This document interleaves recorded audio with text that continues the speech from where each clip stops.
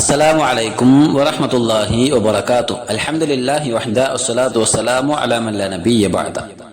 ഏറെ ബഹുമാനമുള്ള സത്യവിശ്വാസികളെ, സഹോദരങ്ങളെ, അള്ളാഹുവിന്റെ വിധിവിലക്കുകൾ പാലിച്ച് ജീവിക്കണേ എന്ന് ഓർമ്മപ്പെടുത്തുകയാണ്, വസിയത്ത് ചെയ്യുകയാണ്. ഒരു മനുഷ്യൻ എന്ന നിലക്ക് നമ്മുടെ ജീവിതത്തിൽ നമ്മിൽ അർപ്പിതമായ ഒരു പ്രകൃതമാണ് സമ്പാദിക്കുക എന്നുള്ളത്. പ്രത്യേകിച്ചും പുരുഷന്മാരിൽ തന്റെ കുടുംബത്തിന് വേണ്ട ജീവിത സൗകര്യങ്ങൾ ഏർപ്പാടാക്കുക എന്നത് പുരുഷന്റെ ഉത്തരവാദിത്വമാണ്. സമ്പാദിക്കുന്നതിനെ ഇസ്ലാം ഏറെ പ്രോത്സാഹിപ്പിക്കുന്നുണ്ട് എങ്കിലും സമ്പാദ്യത്തിൽ നിഷിദ്ധം കലരുന്നത് വളരെ ഗൗരവത്തോടെ തന്നെ ഇസ്ലാം പരിചയപ്പെടുത്തുന്നുണ്ട്.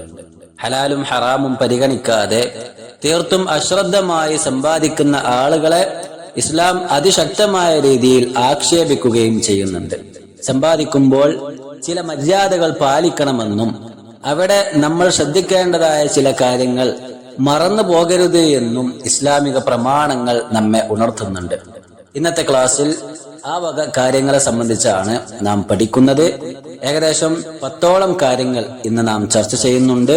അല്ലാഹു സുബ്ഹാനഹു വ തആല ഇത്തരത്തിലുള്ള കാര്യങ്ങൾ ജീവിതത്തിൽ പാലിക്കുവാൻ നമുക്കെല്ലാം തൗഫീഖ് പ്രദാനം ചെയ്യുമാറാകട്ടെ.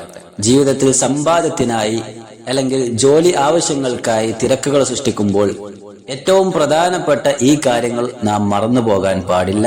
അള്ളാഹു നമ്മെ സഹായിക്കുമാറാകട്ടെ. നോക്കാം. ഒന്നാമതായി കൊണ്ട് ഫദ്ലുൽ കസ്ബ് മിൻ അമലിൽ യദ്. ആദ്യമായി പണ്ഡിതന്മാർ പറഞ്ഞു തരുന്ന കാര്യം സ്വന്തം കൈകൾ കൊണ്ട് സമ്പാദിച്ച് ഭക്ഷണം കഴിക്കുന്നതിന്റെ ശ്രേഷ്ഠതയാണ്. അൽ മിഖ്ദാദ് ഇബ്നു മഅദി യക്രിബ് റളിയല്ലാഹു തആല അൻഹുവിൽ നിന്നും ഉദ്ധരിക്കുന്ന ഹദീസിൽ പ്രവാചകൻ സല്ലല്ലാഹു അലൈഹി വസല്ലമ തങ്ങൾ അതിന്റെ ശ്രേഷ്ഠതയെ സംബന്ധിച്ച് പറയുന്നു: മാ അകല അഹദുൻ തആമൻ ഖത്തു ഖൈറൻ മിൻ അൻ യഅകുല മിൻ അമലി യദിഹി. അഥവാ ഒരു മനുഷ്യൻ അവന്റെ കരങ്ങൾ കൊണ്ട് സമ്പാദിച്ച് കഴിക്കുന്ന ഭക്ഷണത്തെക്കാൾ സ്വാദിഷ്ടമായ അല്ലെങ്കിൽ അതിനേക്കാൾ ഉത്തമമായ മറ്റൊരു ഭക്ഷണവും അയാൾ കഴിക്കുന്നില്ല എന്നാണ്. അഥവാ ഏറ്റവും നല്ല ഭക്ഷണം എന്ന് പറഞ്ഞാൽ അത് അവന്റെ കൈ കൊണ്ട് സമ്പാദിച്ച് ആ സമ്പാദ്യത്തിലൂടെ അവൻ കഴിക്കുന്ന ഭക്ഷണമാണ്. അതാണ് ഏറ്റവും ഉത്തമമായത് എന്ന് പ്രവാചകൻ സല്ലല്ലാഹു അലൈഹി വസല്ലമ തങ്ങൾ പറയുകയാണ്. അതിനേക്കാൾ സ്വാദിഷ്ടമായ അല്ലെങ്കിൽ അതിനേക്കാൾ ഉത്തമമായ മറ്റൊരു ഭക്ഷണവും ഒരാളും കഴിക്കുന്നില്ല എന്നാണ്. وإن نبي الله داود عليه الصلاة والسلام كان يأكل من عمل يده. അഥവാ ദാവൂദ് നബി അലൈഹി സ്വലാത്തു വസ്സലാമയെ സംബന്ധിച്ച് പ്രവാചകൻ സല്ലല്ലാഹു അലൈഹി വസല്ലം തങ്ങൾ പറയുകയാണ്, അദ്ദേഹം ഒരു ഇരുമ്പ് പണിക്കാരനായിരുന്നു. അദ്ദേഹം തന്റെ സ്വന്തം കൈകൾ കൊണ്ട് ജോലി ചെയ്ത് അതിലൂടെയായിരുന്നു ഭക്ഷണം കഴിച്ചിരുന്നത്. പ്രവാചകന്മാരുടെ എല്ലാം ചര്യ ഇപ്രകാരം തന്നെയായിരുന്നു. മറ്റൊരാളെ ആശ്രയിക്കുക എന്നത് പ്രവാചകന്മാർ സ്വീകരിക്കാത്ത നിലപാടാണ് എന്ന് നബി കരീം സല്ലല്ലാഹു അലൈഹി വസല്ലം തങ്ങൾ ഉണർത്തുകയാണ്. അപ്പോൾ മറ്റുള്ളവരെ ആശ്രയിക്കാതെ സ്വന്തം കൈകൾ കൊണ്ട് അധ്വാനിച്ച് ഭക്ഷണം കഴിക്കുക എന്നത് ഒരു വിശ്വാസി സ്വീകരിക്കേണ്ട നിലപാടാണ്.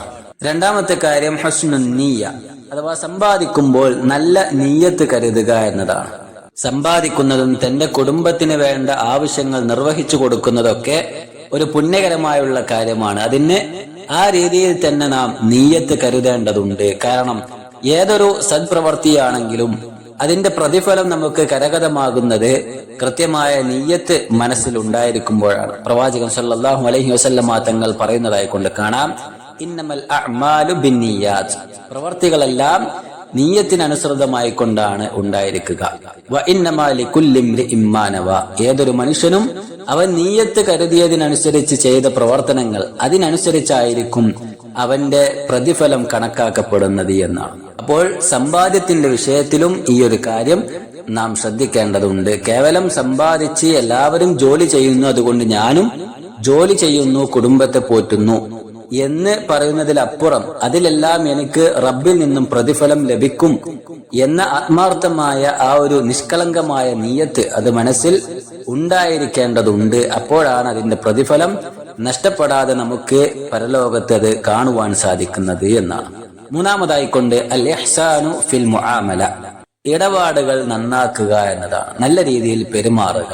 അബൂദർ അൽ ഗഫാരി റളിയല്ലാഹു തആല അൻഹു ഉദ്ധരിക്കുന്ന ഹദീസിൽ പ്രവാചകൻ സല്ലല്ലാഹു അലൈഹി വസല്ലം തങ്ങൾ പറയുന്നുണ്ട്, വഖാലിഖിൻ നാസ ബിഖുലുഖിൻ ഹസൻ.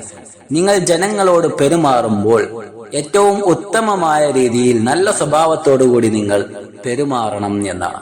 സമ്പാദ്യത്തിന്റെ വിഷയത്തിൽ ഈ ഒരു വിഷയം പ്രത്യേകം എടുത്തു പറയുമ്പോൾ ഇവിടെ നമ്മൾ പണം കിട്ടിയാൽ എന്തും ചെയ്യും, അല്ലെങ്കിൽ സമ്പാദിക്കുക എന്ന പേരിൽ എല്ലാ കാര്യങ്ങളും അനുവദനീയമാകുന്നു എന്ന ചില അടിസ്ഥാന തത്വങ്ങൾ അത് നാം മാറ്റി നിർത്തേണ്ടതുണ്ട്. മറിച്ച് ജനങ്ങളോട് പെരുമാറുമ്പോൾ മാന്യമായ രീതിയിൽ പെരുമാറുവാനും അവരുടെ മനങ്ങളിൽ മുറിവുണ്ടാക്കുന്ന വാക്കുകളോ പ്രവർത്തികളോ നമ്മുടെ ഭാഗത്ത് നിന്ന് ഇല്ലാതിരിക്കുവാൻ ശ്രദ്ധിക്കുകയും നാം ചെയ്യേണ്ടതുണ്ട്. ഒരു ജോലിയാകുമ്പോൾ അങ്ങനെയൊക്കെ ഉണ്ടാകും, അല്ലെങ്കിൽ ഒരു കമ്പനി ആകുമ്പോൾ അങ്ങനെയൊക്കെ ഉണ്ടാകും, അതുമല്ലെങ്കിൽ ബിസിനസ്സുകളിൽ ഇങ്ങനെയൊക്കെ സാധാരണയാണ്, അതൊക്കെ പതിവാണ് എന്നൊക്കെ പറഞ്ഞ് ഇത്തരത്തിലുള്ള വിഷയങ്ങൾ നിസ്സാരവൽക്കരിക്കുക എന്നത് ഒരു വിശ്വാസിയുടെ സ്വഭാവമായി നമുക്കെവിടെയും കാണുവാൻ സാധിക്കുകയില്ല. അതുകൊണ്ട് തന്നെ ഈ ഒരു വിഷയം അഥവാ ബാക്കിയുള്ളവർക്ക് എന്തുമായിക്കോട്ടെ എന്റേത് ഇങ്ങനെ ആയാൽ മതി എന്ന നിലപാട് നാം എടുക്കാൻ പാടില്ല. ഇത്തരത്തിലുള്ള സംസാരങ്ങളും പ്രവൃത്തികളുമെല്ലാം പൈശാചികമാണ്, അല്ലെങ്കിൽ അത് പിശാചിൽ നിന്നും ഇത്തരത്തിലുള്ള തെറ്റുകളെ നിസ്സാരവൽക്കരിക്കുന്നതിന്റെ അടയാളങ്ങളാണ് എന്ന് തിരിച്ചറിയുവാൻ നമുക്ക് കഴിയേണ്ടതുണ്ട്. എപ്പോഴും ആളുകളോട് പെരുമാറുമ്പോഴും ആളുകളോട് ഇടപഴകുമ്പോഴുമെല്ലാം നല്ല സ്വഭാവവും നല്ല പെരുമാറ്റവും കാഴ്ചവെക്കുക എന്നത് ഏറ്റവും ഉത്തമമായ വിശ്വാസിയുടെ അടയാളമാണ് എന്ന് നാം മനസ്സിലാക്കുക. അബൂ ദർദാ റളിയല്ലാഹു തആല അൻഹു ഉദ്ധരിക്കുന്ന ഹദീസിൽ പ്രവാചകൻ സല്ലല്ലാഹു അലൈഹി വസല്ലമ തങ്ങൾ ഉത്കൃഷ്ട സ്വഭാവം വെച്ചു പുലർത്തുന്ന ആളുകളുടെ മഹത്വത്തെ ചൂണ്ടിക്കാണിക്കുന്നതായി കാണുവാൻ സാധിക്കും.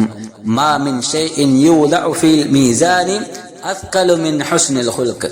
അഥവാ മീസാനിൽ, നാളെ പരലോകത്ത് ഒരു മനുഷ്യന്റെ കർമ്മങ്ങൾ തൂക്കി നോക്കുമ്പോൾ അവിടെ ആ മീസാനിൽ, ആ തുലാസിൽ ഏറ്റവും കനമുള്ളതായി ഹുസ്നുൽ ഖുൽഖിനേക്കാൾ മറ്റൊന്നും കാണുവാൻ സാധിക്കുകയില്ല. സൽ സ്വഭാവം നല്ല ഭാരമുള്ള സൽക്കർമ്മമായി കൊണ്ട് പരലോകത്ത് കാണുവാൻ സാധിക്കും. വ ഇന്ന സാഹിബ ഹുസ്നുൽ ഖുൽഖി ലയബ്ലുഗു ബിഹി ദറജത സാഹിബി സൗമി വസ്സലാ. അഥവാ ഒരു സൽസ്വഭാവം വെച്ചു പുലർത്തുന്ന ഒരു വിശ്വാസിയെ സംബന്ധിച്ചിടത്തോളം നോമ്പ് നോൽക്കുകയും നമസ്കരിക്കുകയും ഒക്കെ ചെയ്യുന്ന നല്ലൊരു സൽക്കർമ്മിയുടെ സ്ഥാനത്തേക്ക് അയാൾക്ക് എത്തിപ്പെടാൻ സാധിക്കുമെന്നാണ്. അതുകൊണ്ട് ആ ഒരു സ്വഭാവം നമ്മുടെ ജീവിതത്തിൽ നാം വെച്ചു പുലർത്തേണ്ടതുണ്ട്. ജീവിതത്തിലുടനീളം ഈ ഒരു വിശേഷണത്തിന്റെ അർഹരായിക്കൊണ്ട് നാം മാറേണ്ടതുണ്ട്. നാലാമതായിക്കൊണ്ട് നാം ശ്രദ്ധിക്കേണ്ട കാര്യം ഇജ്തിനാബുൽ ഹറാം വശുബ്ഹാത്ത്. സമ്പാദ്യത്തിൽ ഏറ്റവും അധികം ശ്രദ്ധിക്കേണ്ട ഒരു വിഷയം കൂടിയാണ് നിഷിദ്ധങ്ങളിൽ നിന്നും, അല്ലെങ്കിൽ നിഷിദ്ധങ്ങളായേക്കുവാൻ സാധ്യതയുള്ള സംശയാസ്പദമായുള്ള വിഷയങ്ങളിൽ നിന്നും അകന്നു നിൽക്കുക എന്നതാണ്. നുഅ്മാൻ ബിൻ ബശീർ റളിയല്ലാഹു തആല അൻഹു ഉദ്ധരിക്കുന്ന ഹദീസിൽ പ്രവാചകൻ സല്ലല്ലാഹു അലൈഹി വസല്ലമ തങ്ങൾ പറയുന്നുണ്ട്, ഇന്നൽ ഹലാല ബയ്യിനുൻ. തീർച്ചയായും ഹലാല് അഥവാ അനുവദിക്കപ്പെട്ട കാര്യങ്ങൾ അത് വ്യക്തമാണ്. വ ഇന്നൽ ഹറാമ ബയ്യിനുൻ. നിഷിദ്ധമായ കാര്യങ്ങളും വ്യക്തമാണ്. വ ബൈനഹുമാ മുസ്തബിഹാത്തുൻ ലാ യഅലമുഹുന്ന കസീറു മിനൻ നാസ്.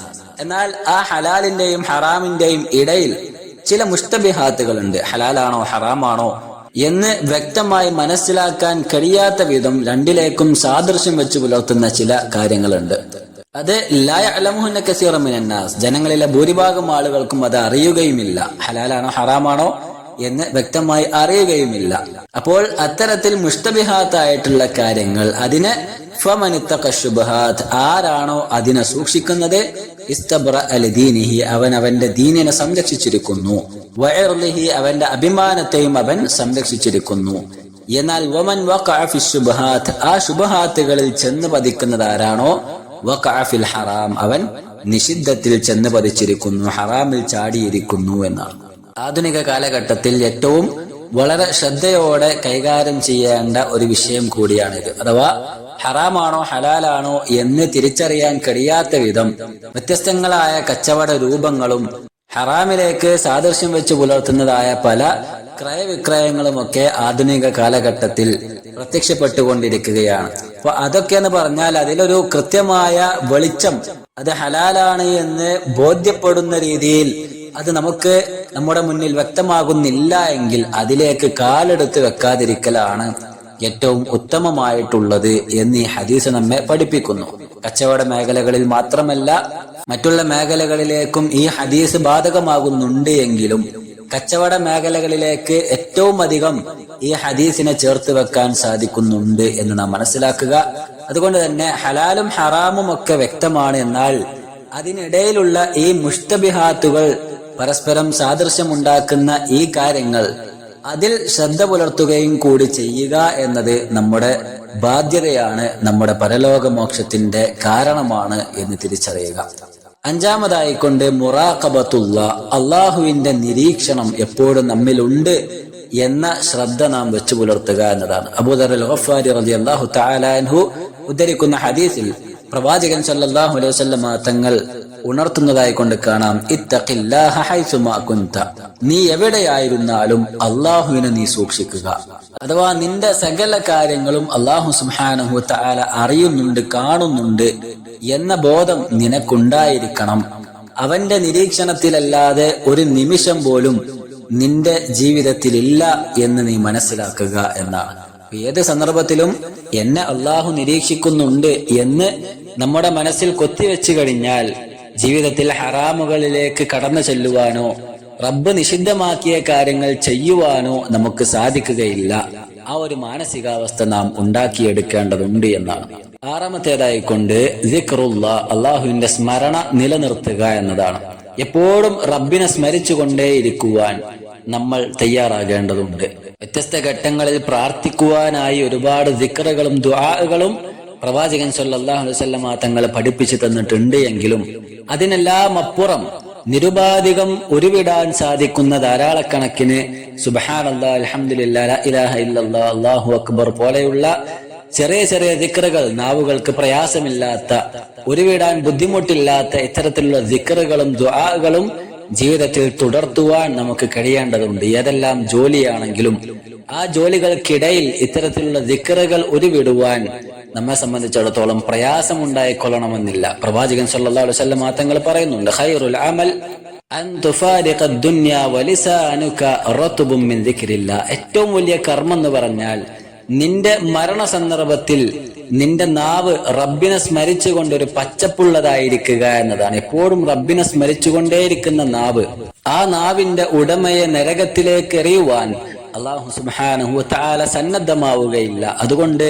ആ ഒരു ദിക്റുള്ള നമ്മുടെ ജീവിതത്തിൽ നിലനിർത്തുവാൻ നാം ശ്രദ്ധിക്കേണ്ടതുണ്ട്. ജീവിതത്തിലെ എത്ര വലിയ തിരക്കുകൾ വന്നാലും ഇതിനെ തുടർത്തിക്കൊണ്ടു പോകുവാൻ നമുക്ക് പ്രയാസമുണ്ടായിരിക്കുകയില്ല. എന്നാൽ അതിൽ ശ്രദ്ധ വെക്കാതിരിക്കുമ്പോൾ അത് തുടർത്തുവാൻ നമുക്ക് സാധിച്ചു കൊള്ളണമെന്നുമില്ല. കൃത്യമായ നിയ്യത്ത് മനസ്സിൽ കരുതി എപ്പോഴും റബ്ബിനെ സ്മരിച്ചു കൊണ്ടിരിക്കുന്ന ഒരു നാവാക്കി നമ്മുടെ നാവിനെ മാറ്റുവാൻ നാം ശ്രദ്ധിക്കുക. ഏഴാമത്തേതായിക്കൊണ്ട് അത്തവാദു, വിനയം കാണിക്കുക എന്നതാണ്. അബൂ ഹുറൈറ റളിയല്ലാഹു തആല അൻഹു ഉദ്ധരിക്കുന്ന ഹദീസിൽ പ്രവാചകൻ സല്ലല്ലാഹു അലൈഹി വസല്ലം തങ്ങൾ വിനയം കാണിക്കുന്നതിന്റെ മഹത്വം ഉണർത്തുന്നതായി കാണാം. മാ നഖസത് സദഖത്തും മിൻ മാലിൻ, അഥവാ അല്ലാഹു റസൂൽ അലൈഹി സ്വലാത്തു വസ്സലാം പറയുകയാണ്, ഒരു മനുഷ്യൻ സ്വതക്ക കൊടുത്തു എന്ന കാരണത്താൽ ഒരാളുടെയും സമ്പത്ത് ശോഷിച്ചു പോയിട്ടില്ല.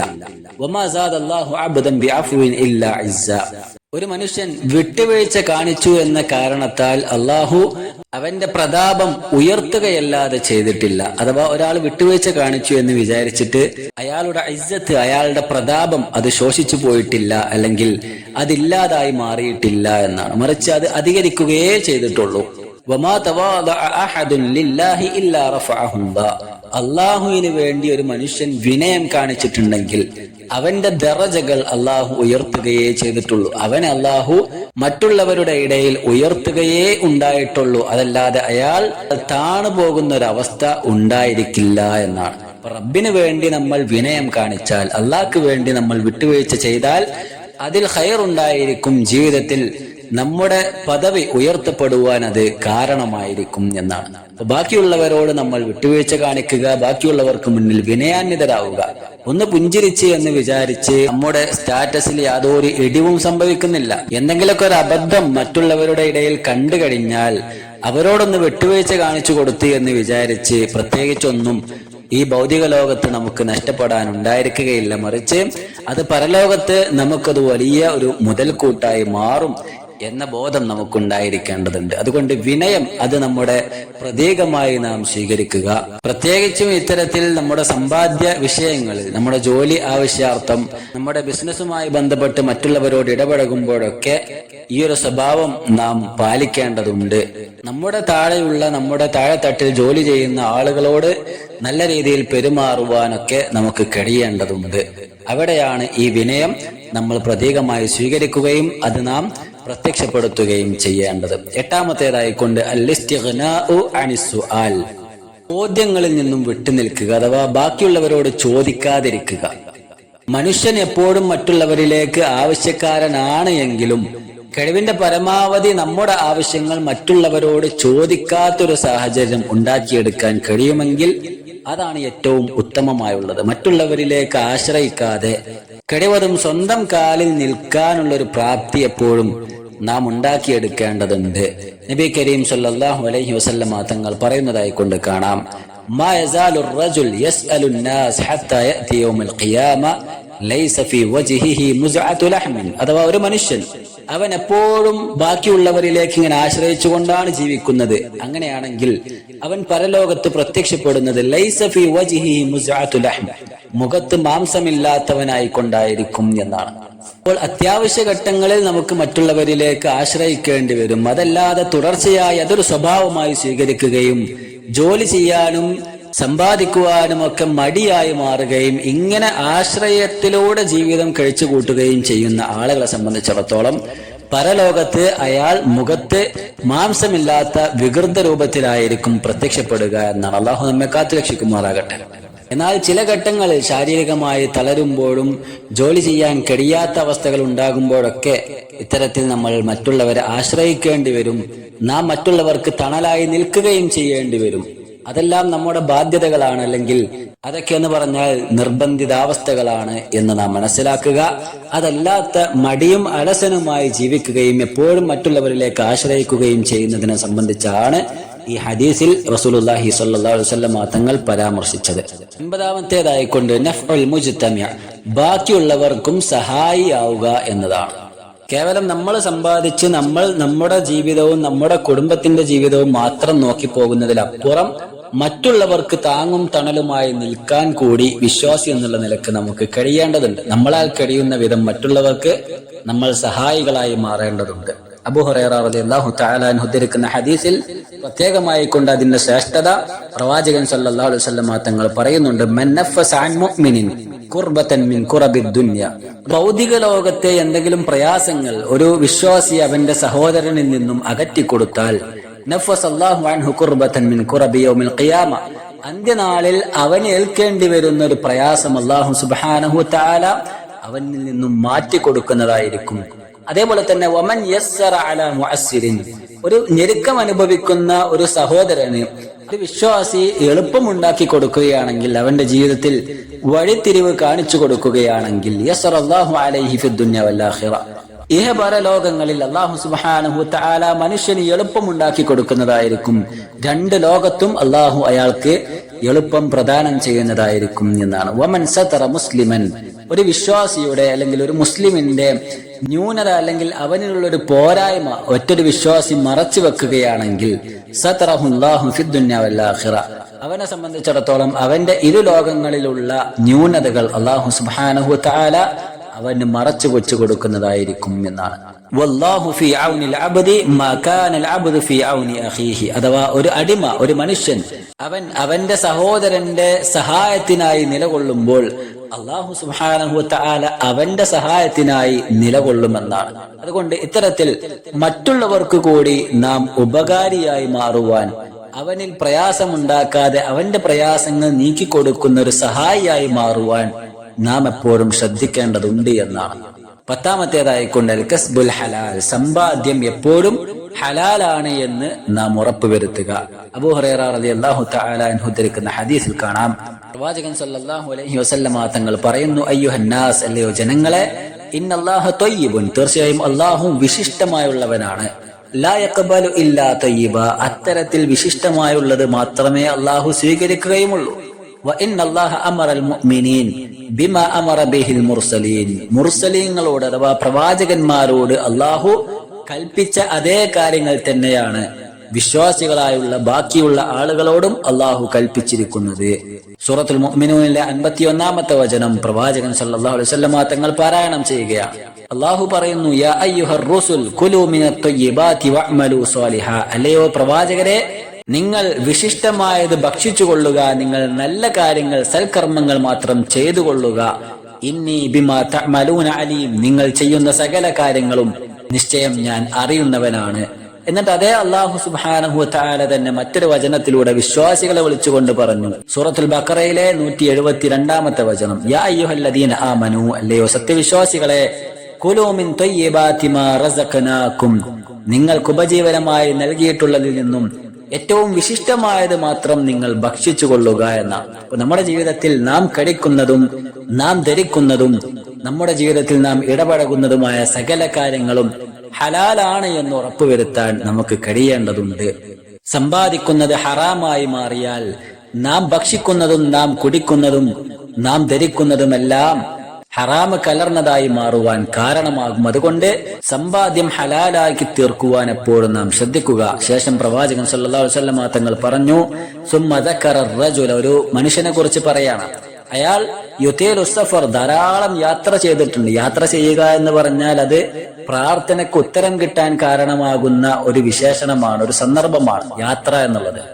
ആ യാത്രയുടെ പ്രയാസങ്ങൾ അയാളെ അലട്ടുന്നുമുണ്ട്. അശ്വാസ അഖ്ബറ, അഥവാ അയാൾ മുടി ജട പിടിച്ചുകൊണ്ട് അയാൾ ആകെ പൊടി പുരണ്ട് അങ്ങനെ പ്രയാസപ്പെട്ടുകൊണ്ട് യാത്ര ചെയ്യുകയാണ്. ആദ്യകാലത്തെ യാത്ര എന്ന് പറഞ്ഞാൽ ഇന്നത്തെ കാലത്തെ പോലെ AC ഓണാക്കിയിട്ട് പോക്കല്ലല്ലോ.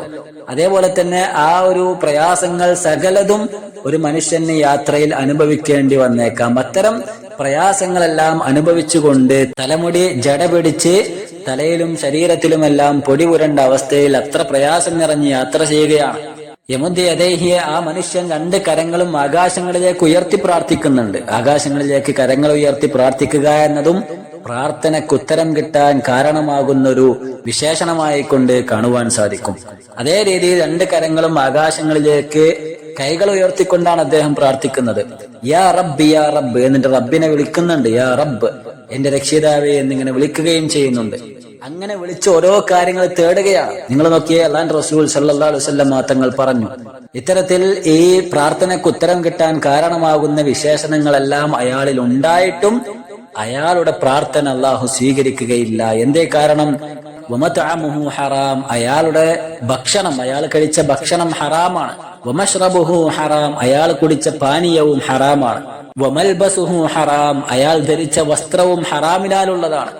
വഗുദിയ ബിൽ ഹറാം, അയാൾ ഹറാമിനാൽ ചുറ്റിപ്പൊതിയപ്പെട്ടിരിക്കുകയാണ്.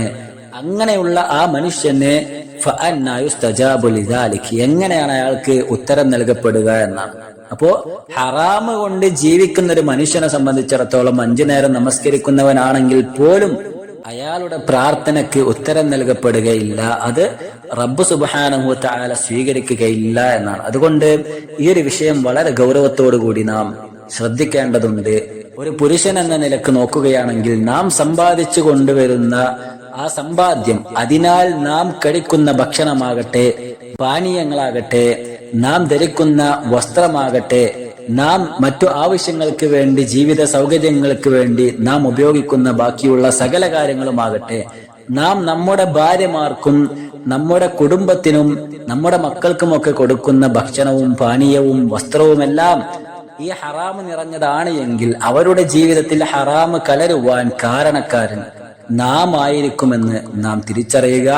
അതുകൊണ്ട് തന്നെ ഹലാല് മാത്രം സമ്പാദിക്കുവാൻ, ജീവിതത്തിലുടനീളം ഹലാലിലൂടെ നീങ്ങുവാൻ നാം ശ്രദ്ധിക്കുക. അല്ലാഹു സുബ്ഹാനഹു വ തആല അത്തരത്തിൽ കൃത്യമായി ജീവിതം ഹലാലിലൂടെ നയിക്കുന്ന യഥാർത്ഥ വിശ്വാസികളുടെ കൂട്ടത്തിൽ നമ്മെയും ഉൾപ്പെടുത്തി അനുഗ്രഹിക്കുമാറാകട്ടെ.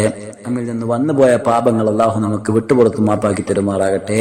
اللهم ربنا آتنا في الدنيا حسنة وفي الآخرة حسنة وقنا عذاب النار. ربنا تقبل منا إنك أنت السميع العليم وتب علينا إنك أنت التواب الرحيم. وصلى الله وسلم على نبينا محمد. السلام عليكم ورحمة الله وبركاته.